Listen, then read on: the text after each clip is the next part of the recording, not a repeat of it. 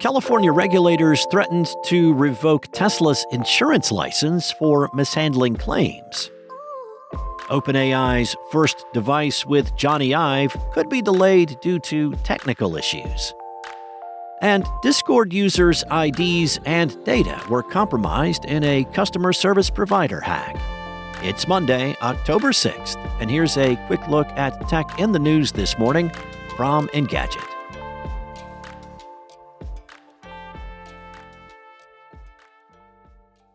Tesla launched its own auto insurance options for California customers back in 2019, but it may soon lose its authorization to do that. The California Department of Insurance issued enforcement actions against Tesla Insurance, which acts as an agent for State National Insurance Company and is also named in the legal notice. The issued warning claims that Tesla Insurance and State National saw repeated failures to comply with long-standing claims handling laws. The agency also accused Tesla Insurance of egregious delays when responding to its customers' claims and not conducting thorough, fair, and objective investigations of claims.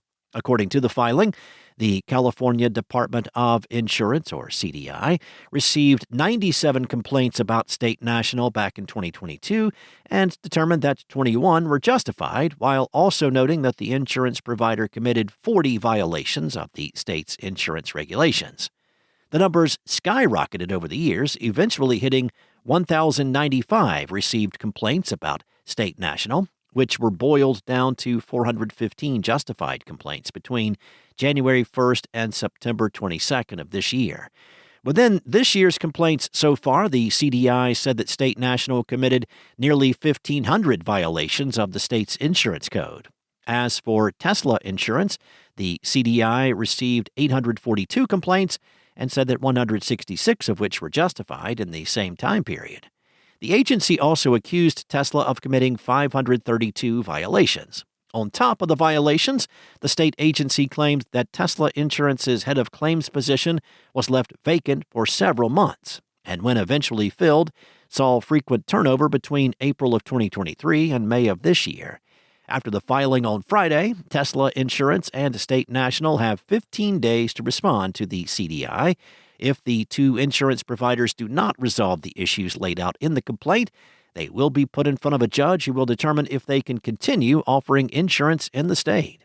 Along with the potential regulatory consequences, Tesla Insurance and State National will face monetary penalties up to $5,000 for each unlawful, unfair, or deceptive act, or up to $10,000 for each such act determined to be willful.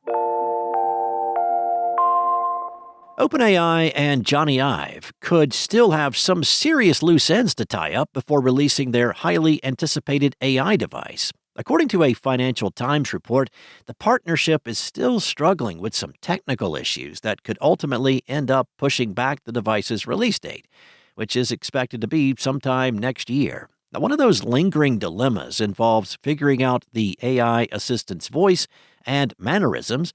According to an FT source who was briefed on the plans, the AI device is meant to be a friend who's a computer who isn't your weird AI girlfriend.